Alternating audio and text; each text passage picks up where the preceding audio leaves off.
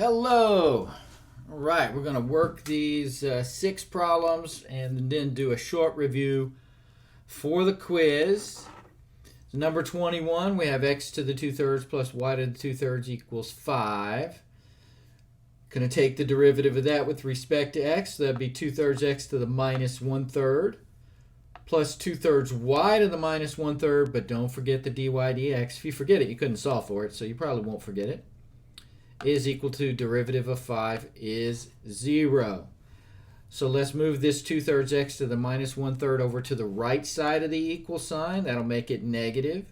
So we have 2/3 y to the minus 1/3 dy dx equals negative 2/3 x to the minus 1/3. Solving for dy dx, we're going to bring that 2/3 y to the negative 1/3 underneath. The 2/3 will cancel. The negative stays there. Then I'm going to move the y to the negative 1/3 up top and the x to the negative 1/3 down to the bottom and make the exponents positive. Okay?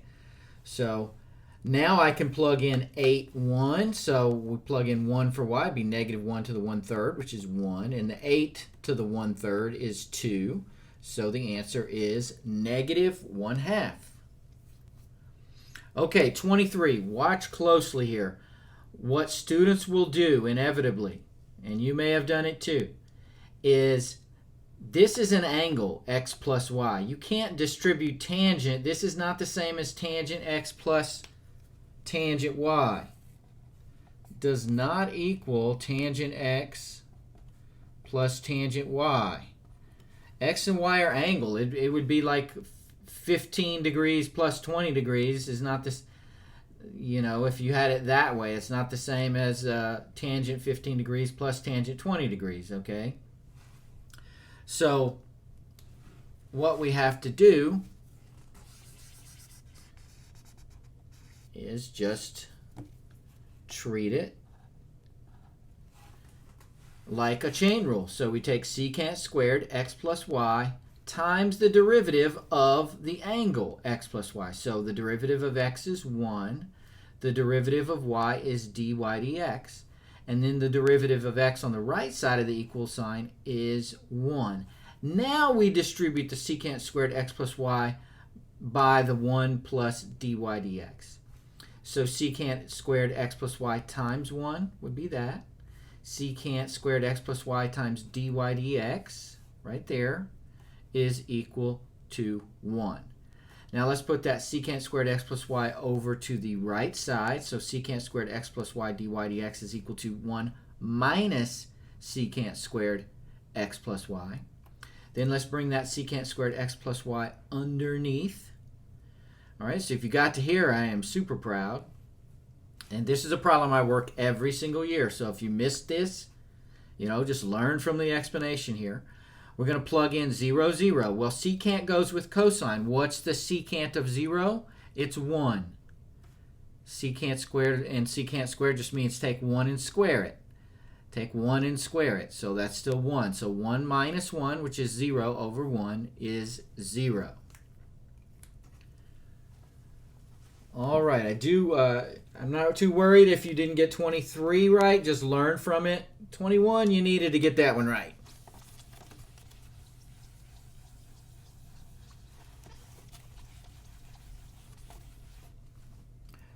Okay, let's keep going. 25.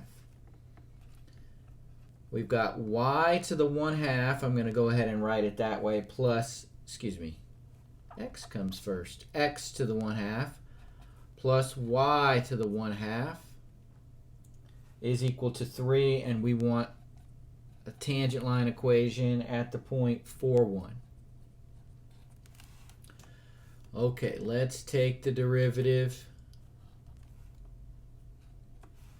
That's 1/2 x to the minus 1/2 plus 1/2 y to the minus 1/2 dy dx equals 0. So we'd have 1/2 y to the minus 1/2 dy dx is equal to negative 1/2 x to the minus 1/2.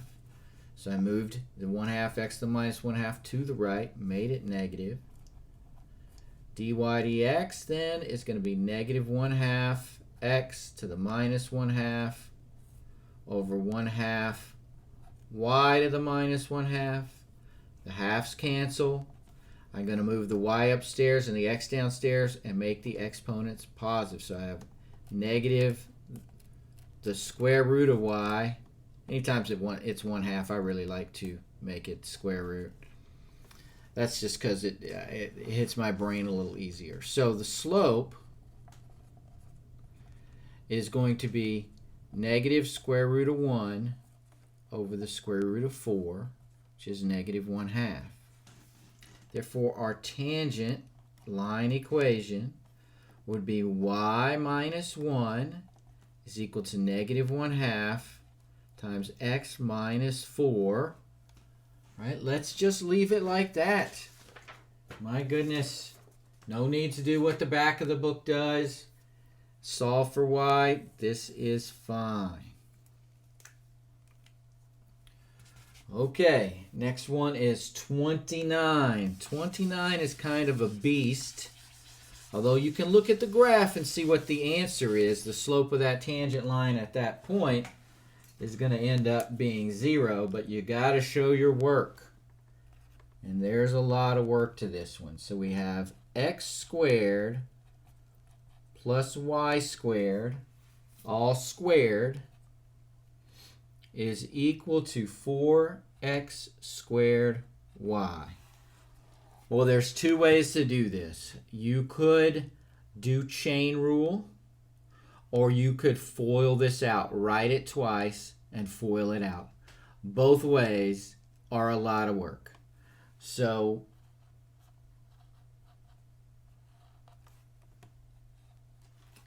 I feel like my students will probably do a little better if we FOIL it out. So we're going to write that twice. And that would be x to the 4th plus 2x squared y squared plus y to the 4th if we FOIL it out. So let's rewrite this as x to the 4th plus 2x squared y squared plus y to the 4th is equal to 4x squared y. Okay, that's going to be 4x cubed plus, we have a product rule, 2x squared times 2y, first times the derivative of the second, dy dx, plus the second y squared times the derivative of the first, 4x, plus 4y cubed. And then on the right side, we have a product rule, 4x squared times the derivative of y, dy dx, plus the second y times 8x. Oh my goodness. All right, I'm going to move all the dy dx terms, clean them up, and put them on the left. And I am also going, and look, I even forgot a dy dx. All right, that'd be 4y cubed dy dx right there. So it's good to check and make sure, does every term that has a y in it have a dy dx in the derivative? Okay, let's clean this up. I'm going to go ahead and factor out a dy dx on the left. And I hope this doesn't confuse you, but we would have 4x squared y plus 4y cubed. That's our second dy dx term. And then I would have to pull the 4x squared over to the left, so minus 4x squared. And then over here I'd have 8xy on the right. I'm just changing the order there. Minus 4x cubed. And then minus 4xy squared. So I shoved these two over to the right and made them negative. I rearranged it so x was first. And then we had that one just because it's rearranged it. And then I brought this 4x squared dy dx over to the left, made it negative. I went ahead and skipped the step where I write the dy dx every single time. Okay? So now we have dy dx is equal to 8 xy minus 4x cubed minus 4xy squared over 4x squared y plus 4y cubed minus 4x squared. Now, it's at 1, 1, right? The point is 1, 1. So to get the slope, and that's all we're doing is getting the slope of the tangent line, we're going to plug in 1 for x and 1 for y. So that'd be 8 minus 4, there's our 0, over 4 plus 4 minus 4. So that's going to be 0 over 4, which is 0. And if you look at that graph, that makes sense, because the slope of the tangent line there, right there, at that point, should be 0. Now, we could have, if I had had bigger numbers than 1, 1, I might have factored a 4 out of all of these. And then I would have had 2xy minus x cubed minus xy squared. That would have made the math a little easier. But, yeah, so you could, and let me go ahead, let's say you decided to use the chain rule. So I'm not going to rework the whole thing, but if you did use the chain rule there, you would have 2 times x squared plus y squared to the first times 2x plus 2y dy dx. And then you would still have to FOIL all that out. So you had to FOIL anyway, so we might as well just do that from the beginning, and then I don't have to do it again. So I don't think that the chain rule in this case made things easier. But neither way is particularly good. You know, there's really nothing quite this complicated on the quiz. Okay. So we've got 2 more. 41.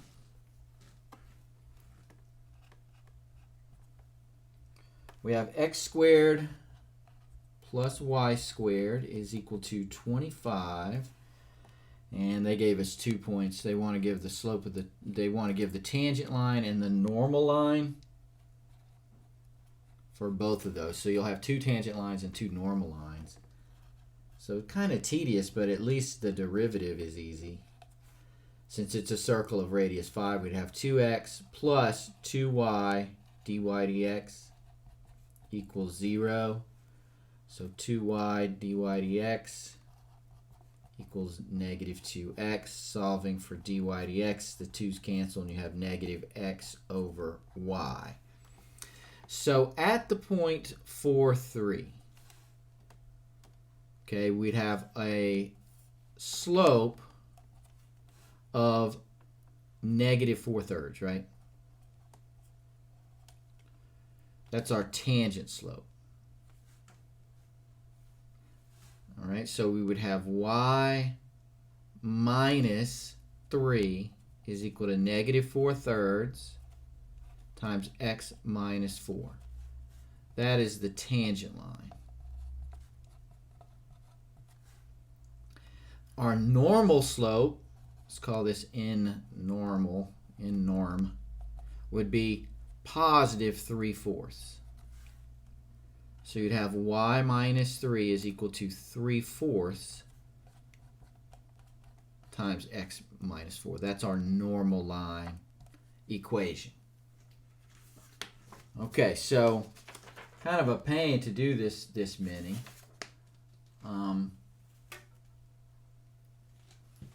So there you go. Y minus 3, negative 4/3 x minus 4, and y minus 3, 3/4 x minus 4 for normal. Now for the other point, negative 3/4. So our slope for the tangent line, call this slope tangent, is going to be negative 3/4. So for the tangent, I would have y minus 4 is equal to negative 3/4 x minus negative 3. So x plus 3. And then the normal slope would be 4/3. So the line would be y minus 4 is equal to 4/3 times x plus 3. The only thing that changes is the slope here, because that slope is perpendicular. Those two slopes are perpendicular there. Okay, so now let's go to this last one, which is a pretty interesting one. Teaches you kind of a lot about math too. It's a really useful problem. Number 45, and I'm just going to find the x values, I'm not going to plug back in to find the y values, but we have 25x squared plus 16y squared plus 200x minus 160y plus 400 equals 0. And we're supposed to find the point at which you have a vertical or horizontal tangent line. I'm just going to find the x value or the y value and not plug back into this original equation, but you could do that. Okay, first we have to take the derivative. Okay, so we'd have 50x plus 32y dy dx plus 200 minus 160 dy dx. Derivative of 400 is 0, so equals 0. So let's go ahead and factor out a dy dx and bring those terms on the left. You'd have 32y minus 160, right? 32y, 160. And on the other side, I'd have negative 50x minus 200. So dy dx is equal to negative 50x minus 200 over 32y minus 160. So for the tangent line, where the tangent line equals slope equals 0, we're going to set the numerator equal to 0. So negative 50x minus 200 equals 0. Negative 50x equals 200. X would then be negative 4. That's the x value. To get the y value, you have to plug it back into the original equation and solve. And you've got it's a y squared, so you probably have to use the quadratic formula. Maybe you could factor it. I'm not going to put one that complicated on the test or on the quiz. So let's just go with the x value on that. If you did that, then kudos to you. And we also want to get a horizontal. So where the tangent line slope is undefined, that would give you horizontal tangent line. And we're going to set the denominator equal to 0, right? That's what you learned to chapter 1. So that's 32y minus 160 equals 0. So y here would equal to, I believe, would be 5. And then we could plug that back in, 5 for y, and then we would have a quadratic equation with x to solve. So you probably get two answers. There are two different points. Okay? But just getting this is plenty enough for me in understanding, okay, it's the numerator that's going to set this entire thing equal to 0. And it's the denominator, when that's equal to 0, that'll tell you where the function has a vertical tangent line and is therefore the slope is undefined. All right, let's talk about the quiz.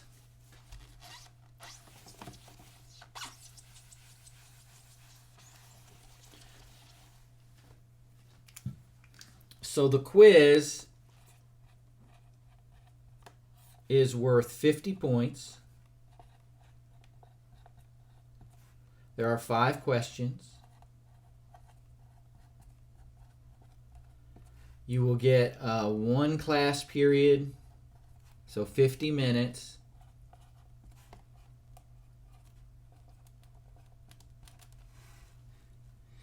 But most students don't need it. Most students are done by 30 minutes, sometimes even 20. All right, so the way you need to study is just rework all homework problems from section 2.5. If you don't have time for that, then look over them all and rework the ones that gave you trouble. But if you have time, it's worth reworking all of them. So historically, my students do really well on this quiz. I would say that the questions are of average difficulty.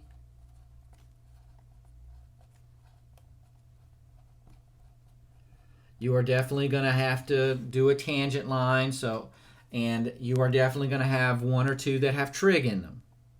Okay? Some of the homeworks that we had on today's section are for sure harder than anything that is on the quiz.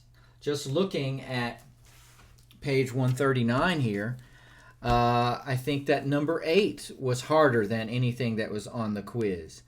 I think that number, probably for sure 29 was harder than anything that was on the quiz. So, a lot of the questions would probably be more along the lines of 5, 6, 7, in terms of difficulty, maybe number 9.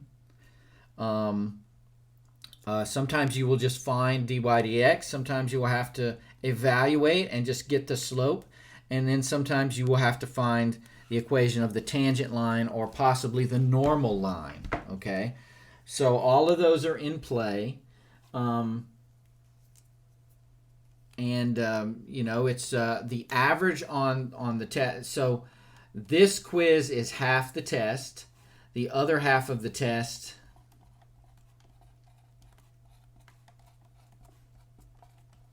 is section 2.6. It's also worth 50 points, and I just add them together.